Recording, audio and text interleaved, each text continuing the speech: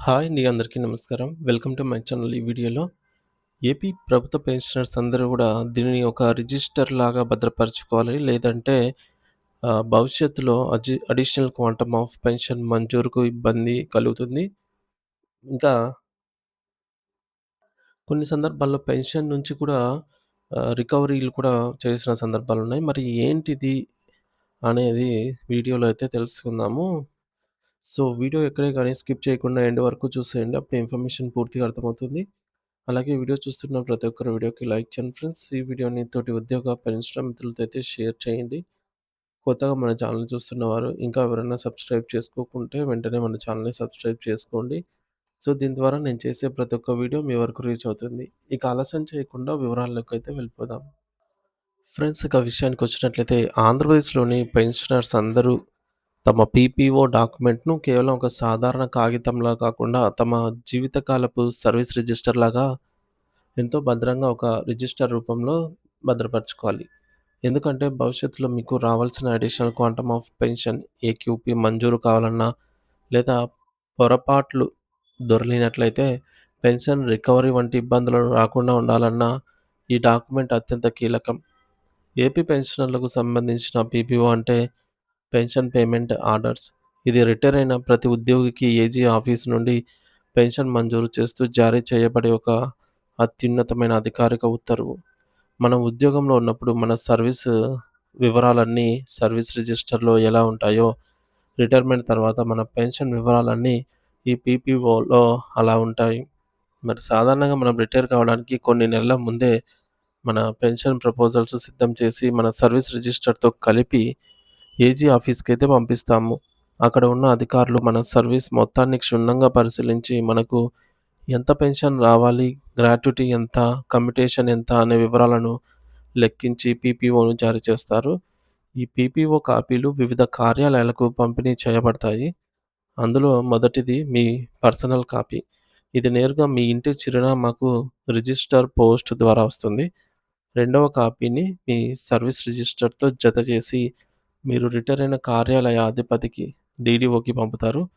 మూడవది మూడవ కాపీని జిల్లా ట్రెజరీ అధికారికి అనగా డీటీఓ గారికి, నాలుగో కాపీని మీరు పెన్షన్ తీసుకునే సబ్ ట్రెజరీ ఎస్టీఓ లేదా ఏటీఓ కార్యాలయానికి పంపుతారు.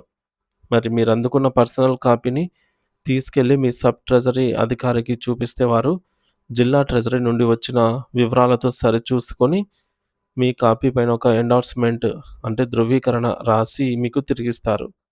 ఆ క్షణం నుండి మీకు పెన్షన్ చెల్లింపు ప్రక్రియ అధికారికంగా అనేది మొదలవుతుందనమాట. కాబట్టి ఇక సర్వీస్‌లో ఉన్నప్పుడు ఎస్ఆర్ సర్వీస్ రిజిస్టర్ ఎంత ముఖ్యమో, రిటైర్ అయిన పెన్షనర్లకు పీపీఓ పెన్షన్ పేమెంట్ ఆర్డర్ అనేది అంత ముఖ్యం. అందుకే దీనిని ఒక చక్కటి రిజిస్టర్ లాగా తయారు చేసుకోవడం మంచిది. కొత్తగా రిటైర్ అయిన వారికి పీపీఓ కేవలం ఒక పేజీ ఉండవచ్చు. కానీ పాత పెన్షనర్లకు సవరణల వల్ల అది చాలా పేజీలు ఉండవచ్చు. దీనిని రిజిస్టర్ లాగా ఎలా మార్చుకోవాలో ఇప్పుడు మనం వివరంగా తెలుసుకుందాము.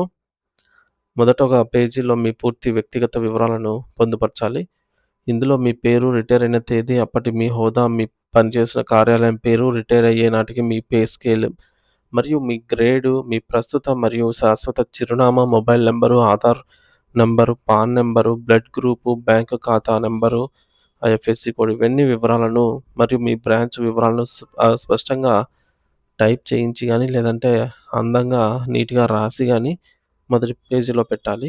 ఆ తర్వాత మీ పీపీఓ ఆర్డర్ కాగితాలకు ముందు, వెనుక ఒక దళసరి పాలిథీన్ పేపర్ లేదా ప్లాస్టిక్ షీట్ ఉంచాలి. తద్వారా ఆ కాగితాలు చిరిగిపోకుండా ఉంటాయి. దీని వెనుక ఒక 10 ఖాళీ ఏ4 సైజు వైట్ పేపర్స్ ఉంచాలి. ఆ తర్వాత మీ ఆధార్ కార్డు, పెన్షన్ వస్తున్న బ్యాంక్ పాస్‌బుక్, మొదటి 2 పేజీలు PAN card, EHS health card జిరాక్స్‌లు ఇవి కాపీలు పెట్టాలి. కేవలం మీవే కాకుండా మీ స్పౌస్ జీవిత భాగస్వామి యొక్క ఆధార్, పాన్ మరియు హెల్త్ కార్డ్ కాపీలను కూడా అందులో జత చేయాలి. చివరగా మరికొన్ని వైట్ పేపర్స్ పెట్టి వీటన్నిటిని కలిపి ఒక అందమైన బౌండ్ బుక్ లాగా చేయించి భద్రంగా ఉంచుకోవాలి. ఇలా చేయటం వల్ల భవిష్యత్తులో మీ పీఆర్‌సీ పెరిగినప్పుడు లేదా క్వాంటమ్ ఆఫ్ పెన్షన్ పెరిగినప్పుడు ఆ వివరాలను ఆ ఖాళీ పేజీలలో ఎప్పటికప్పుడు రికార్డ్ చేసుకోవచ్చు. ఒకవేళ పెన్షనర్ మరణిస్తే వారి జీవిత భాగస్వామికి ఫ్యామిలీ పెన్షన్ మంజూరు చేయడానికి ట్రెజరీ అధికారులు ఖచ్చితంగా ఒరిజినల్ పీపీఓనే అడుగుతారు. మరి అప్పుడు ఈ రిజిస్టర్ ఎంతో ఉపయోగకరంగా ఉంటుంది. ఒకవేళ పొరపాటున మీ పీపీఓ పోతే మీరు ఎస్టీఓ ద్వారా జిల్లా ట్రెజరీ అధికారికి నిర్ణీత ఫీజు చెల్లించి డూప్లికేట్ పీపీఓ కోసం కూడా దరఖాస్తు చేసుకోవాల్సి ఉంటుంది. ఇది చాలా ప్రాసెస్ ఎక్కువుంటుంది. చాలా శ్రమతో కూడిన పని. అందుకే ఆహ్, ఉన్నప్పుడే పీపీఓని జాగ్రత్తగా చూసుకోవడము ఉత్తమము. అసలు మీ పీపీఓలో ఏమేమి వివరాలుంటాయో ఒకసారి గమనిద్దాం. ఇందులో మీ పేరు, పుట్టిన తేదీ ఖచ్చితంగా ఉండాలి. అలాగే మీ జీవిత భాగస్వామి పేరు, వారి పుట్టిన తేదీ కూడా తప్పనిసరిగా నమోదై ఉండాలి.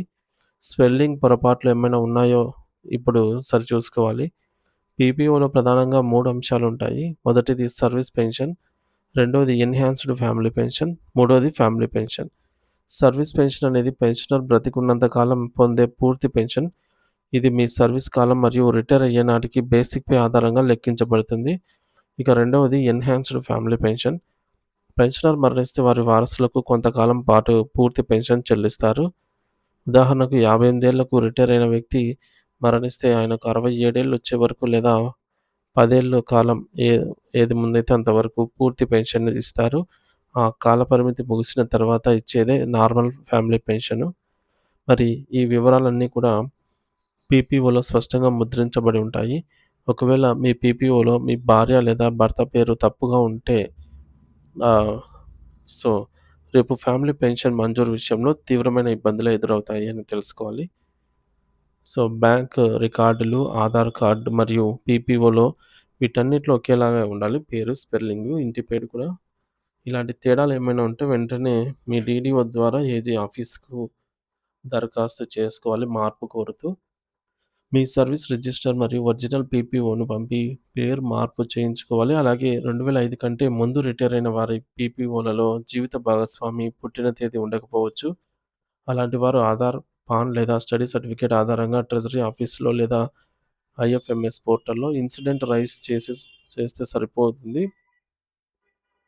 ఒకవేళ సర్వీస్ పెన్షనర్ మొదటి భార్య మరణించి రెండవ పెళ్లి చేసుకుంటే, ఆ రెండో భార్య పేరును కూడా పీపీఓలో చేర్పించాలి. మరి దీనికోసం మొదటి భార్య డెత్ సర్టిఫికేటు, రెండో పెళ్లి రిజిస్ట్రేషన్ సర్టిఫికేట్ మరియు ఆమె వివరాలను డీడీఓ ద్వారా ఏజీ ఆఫీస్‌కు పంపి రివైజ్డ్ పీపీఓ పొందాలి.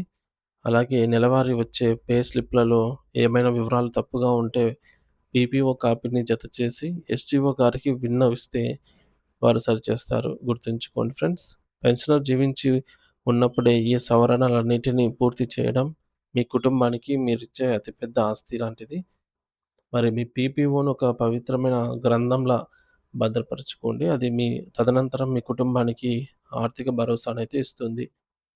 మరి ఈ రిజిస్టర్ తయారీ వల్ల భవిష్యత్తులో ఎటువంటి ఆర్థిక నష్టాలు లేదా రికవరీలు లేకుండా ప్రశాంతంగా అయితే ఉండవచ్చు.